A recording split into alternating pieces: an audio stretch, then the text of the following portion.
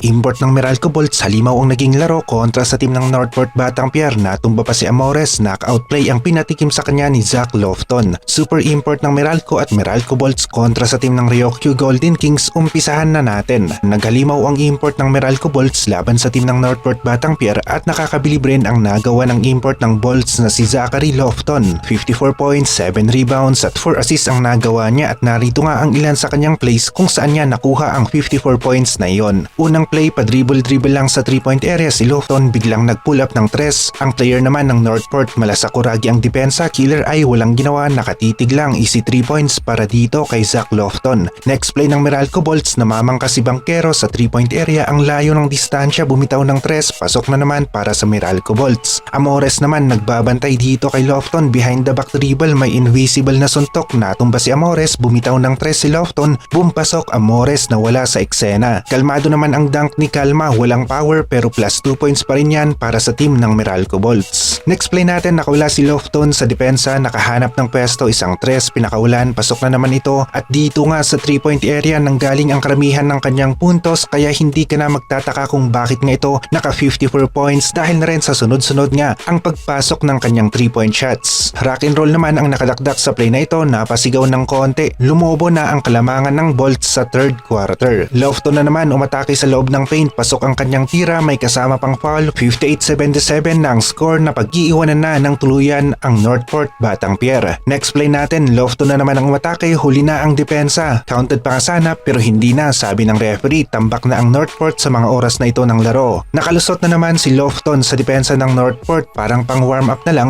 ang layup. Comeback masyado ng malabo para sa Northport Batang Pier. Hindi nga mapigilan ang import ng Meralco Bolts sa larong ito kaya naman 54 points ang kanyang nagawa. Tambak ang Batang Pier, 99-125 ang score natin. Makakalaban nga ulit ng Northport Batang Pier ang team ng Ryokyu Golden Kings at maipakita nga kaya ni Zach Lofton ang kanyang best game sa larong ito kagaya ng ginawa niya laban sa Northport Batang Pier o tatalunin na naman ng Ryokyu Golden Kings ang Meralco Bolts sa game na ito. Lumaban ang team ng Meralco Bolts kontra sa team ng New Taipei Kings pero 89-61 naman ang score nila kontra sa team ng Ryokyu Golden Kings ng Japan B-League. Kung magiging maganda naman ang laro ni Lofton at yung performance niya laban sa team ng Northport, ang maipakita niya laban sa Ryokyu Golden Kings ay magandang laban ng ating mapapanood dito sa East Asia Super League. Sana nga lang ay bigyan nga rin itong si Carl Tamayo ng play na para sa kanya at mahabang playing time na rin dahil isa rin siya sa inaabangan ng mga Filipino basketball fans sa game na ito.